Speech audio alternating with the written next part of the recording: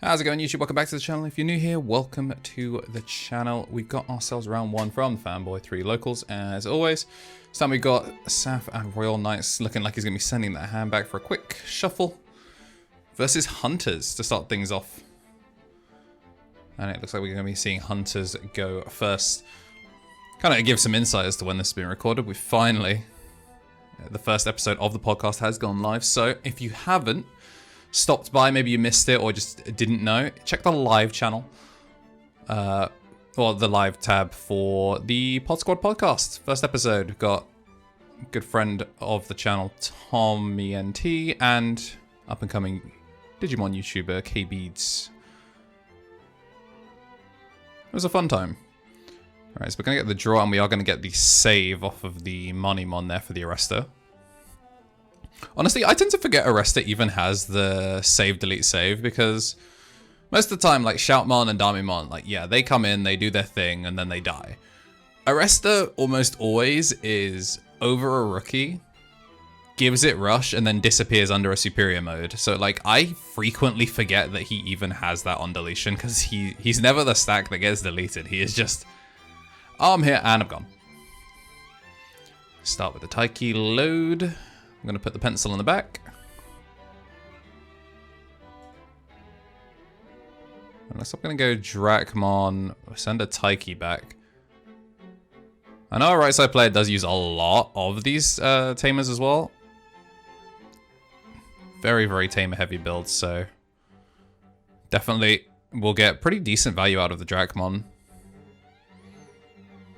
2 security left versus 5 though, thanks to the Magnamon being able to stop early chip. I think it's pretty important in this matchup.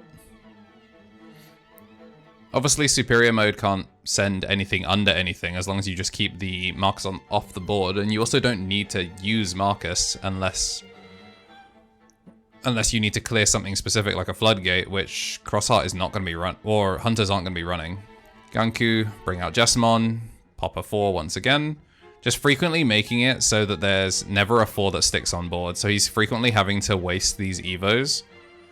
Gonna go Damimon, suspend 2 in order to make it a 0 cost, draw, then check 3, play the U, but it's not the cost reducing U. This will just get more value out of his saves if he does save.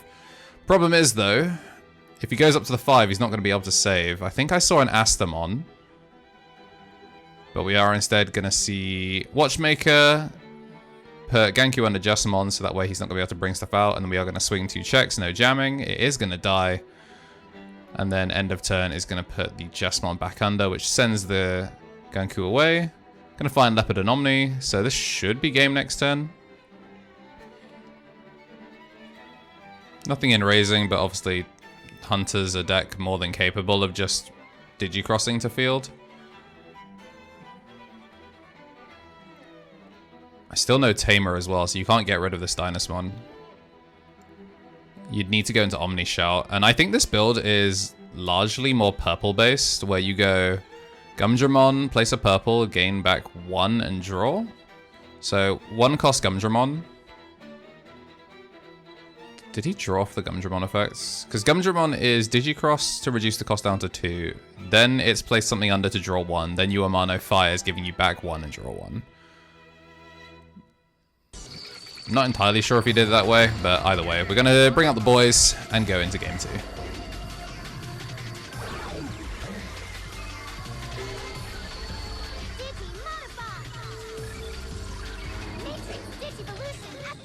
Matrix Digivolution.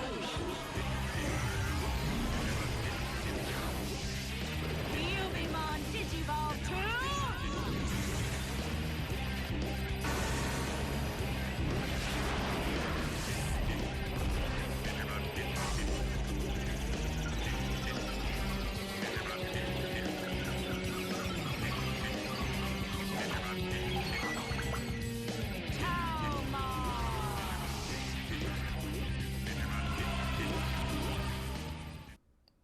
Alright, we do have our mulligans done, and we are going to be setting it up. It looks like we're going to be seeing Royal Knights go first. Nice low pass there with the Magnamon. All he's doing really, though, is just giving the low pass. Nice Damimon hits into Taiki. And he's actually running a build that really can make use of Damimon pretty well. Not going to be getting that save thanks to the bounce on the All-Force, but still. Getting a Taiki down, pretty important. Going to go Clockmon. Wait, did he not do the effect? I think he missed the Digimon effect.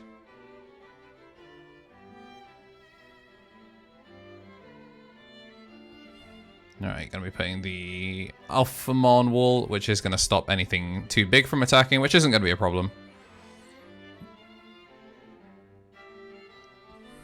Gonna load a Uemano.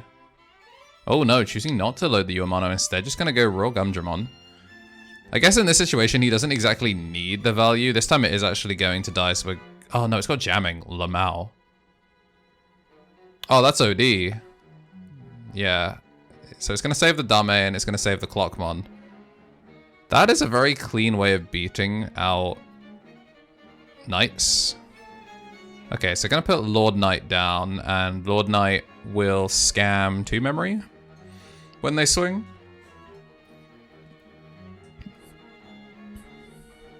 Gonna load the Uemano, Evo 4-0. Place the Clockmon underneath. How much? Yeah, steals 2. Gets that jamming check. And he didn't... Am I tripping?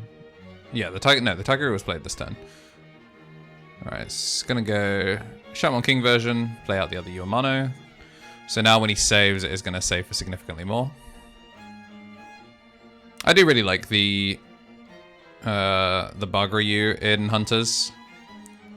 It's kind of competing for spots with Overflowing Power. Speaking of Overflowing Power, we have an All-Force. So Dynasmon comes down, and then... Wait. Yeah, Dynasmon... is gonna go under Alphamon? Where is he? Okay, so we're gonna All-Force Strip, which gets rid of the jamming one, and he's... What? I mean, he's not gonna be able to gain back turn. If he swings, he loses 5, so he needs to load up these Uemanos now. Digicross for 2.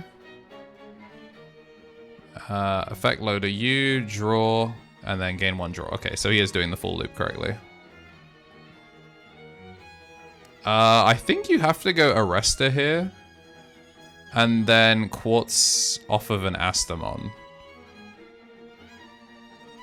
Because if you swing here, you lose. So yeah, you can see he's digging. He's digging hard. Astamon. Draw. And it is going to go into the Quartz from under the Taiki, which suspends everything. And we're going to go back to a 1-choke. And now things get a little bit dicey here. That said, though, Jesmon just straight up solos. Do you play Alphamon here to stop Quartz from swinging? Oh, Omnimon over All-Force pops the Quartz. That only costs 4 memory to clear that. Clean, clean, clean. But... we are a potential of 2 checks. Oh, Lord Knight's going to steal it. Yeah. So we are going to get those saves going, but... he is only 5 checks on box. There has been no chip. So...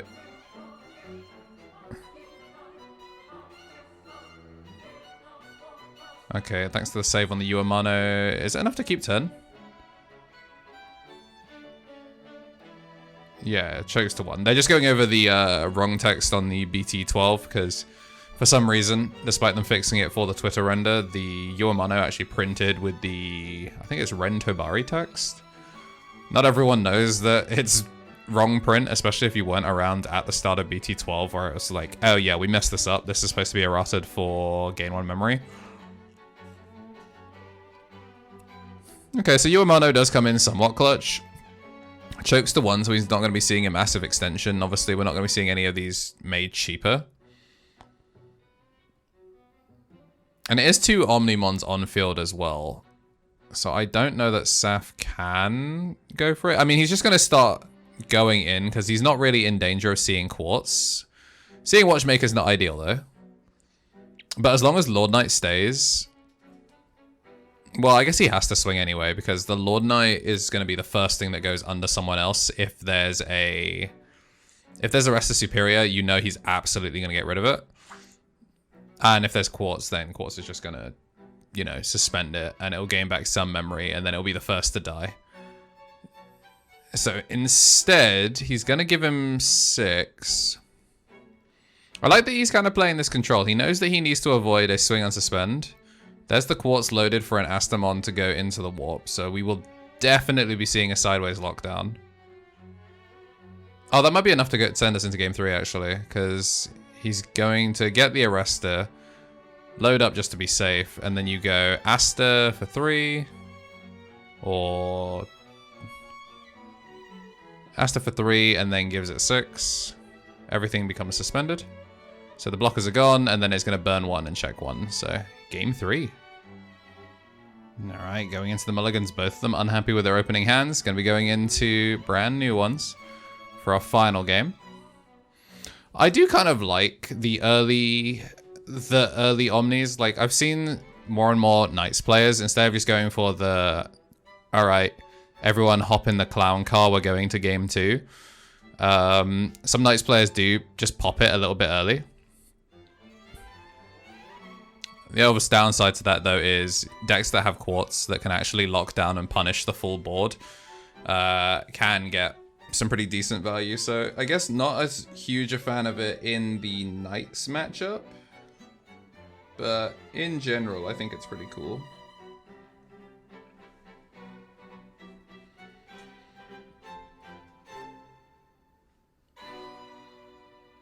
Alright, if it swings, it'll get blocked. So instead, he's just going to go for the 1 choke. Watchmaker, not going to be able to pick itself up.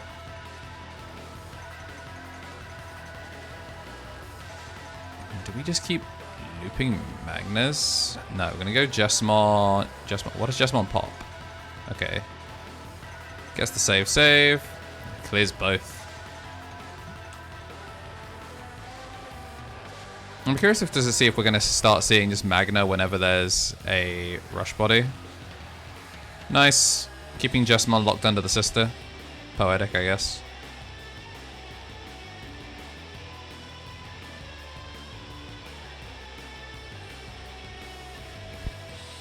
Do we just start seeing Magnus? Because Magna will at least stop the pop. The good thing is Jessamon is going to end up in trash because it's a mandatory pop on the Shoutmon King mode. He's going to swing, get the block, gets rid of it early. Do you go Dynasmon? I know he'd love to see Gallant here. Ooh, all 4 strip. It's targeted strip as well, so he's going to strip. Interesting that he strips the... He leaves the blocker and pop. I guess the pop doesn't really do too much. He wants to draw in Heragon. A swing, check 1, and it is going to die. That's the problem. Arresta can get away with a lot, but Knight specifically is a deck where you expect anything you swing to die because, yes, it's 10k. 10k is pretty lit, but nearly every single body, if not every single body in Knights, well, nearly every single body, because like Magnamon and like, you know, the sisters are there. And your chances of living basically are, oh, hit Purge. Hit Purge, maybe hit Magna if you're a big enough body. Prey on a sister, I guess. Porcupa.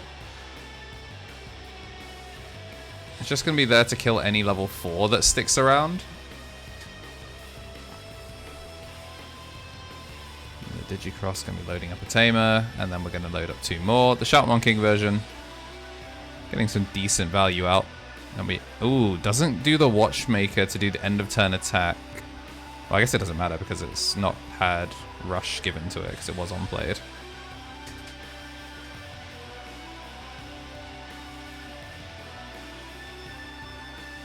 It is pretty funny that the Digicross to the fields isn't seen that often in Hunters. Like, it scrambled my brain for a second watching the Psychmon go on top of Dracmon from fields. Like, what happened? Alright, gonna play down a Watchmaker. This is definitely setting up to kill. Can Watchmaker pick up Buggeryu? It's not a hunter, so I'm not entirely sure it can.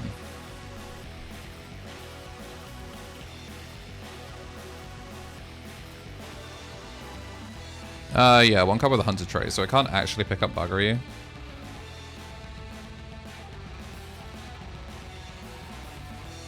Alright.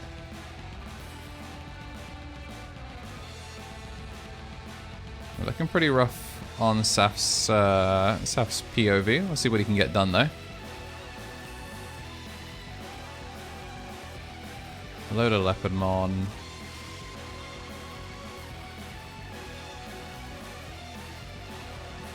Now the maths is very important here. Obviously there is a rookie potential for game. Gonna play KnTElixar. Let's gonna put the rookie there. And we're going to play out the Leopardmon for free off of the Purge. Leopardmon going to swing to clear.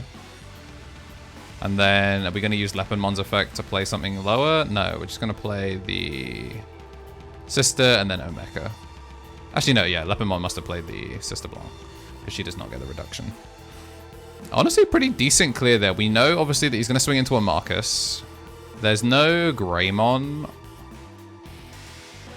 Because none of the Royal Knights. I guess Omnimon would be there, but like that's not going to proc the Marcus, so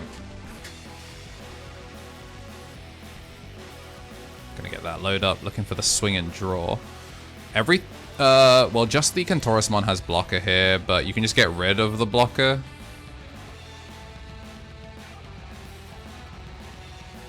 Still no rush. No point going sideways on the Watchmaker. Oh wait, no, it was pushed out of raising. Swing 2 checks. Thanks to just going a single Watchmaker, and then obviously it dies on the second check. So now we are in first round of OT.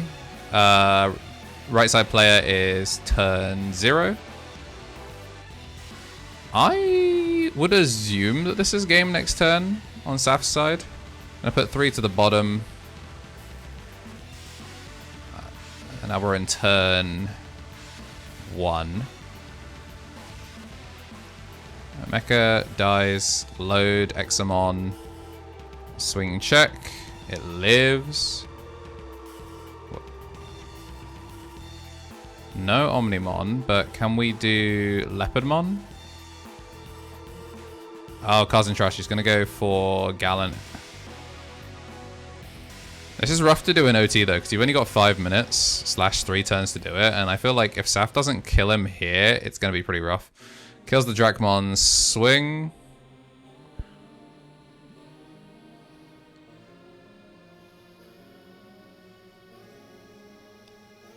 Do you just go Lord Knight?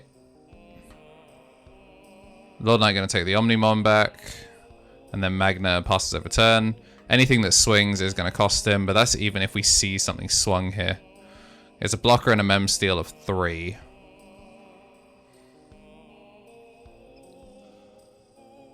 Oh, there's so many tamers to load up here. There's absolutely no way Saf gets his turn back.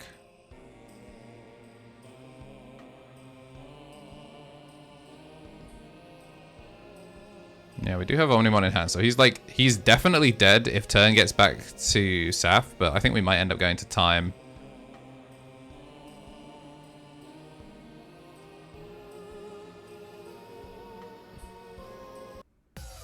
Loading all the sources. Gonna pick up the cards he actually needs. Gumdramon, load. Doesn't load under Buggeryu. There we go. Game 1, draw 1. And that is gonna be time. So it looks like we are gonna force this one to a draw. Definitely very, very close. Both them getting their games on the board, but neither of them able to quite finish it out in the final one. Definitely looked like Royal Knights would take it though if we had a little bit more time. As always, if you like the video, make sure to like and subscribe. Check out the Pod Squad podcast for our first episode in the live tab. And as always, have yourselves a damn good one, and we'll see you in the next one.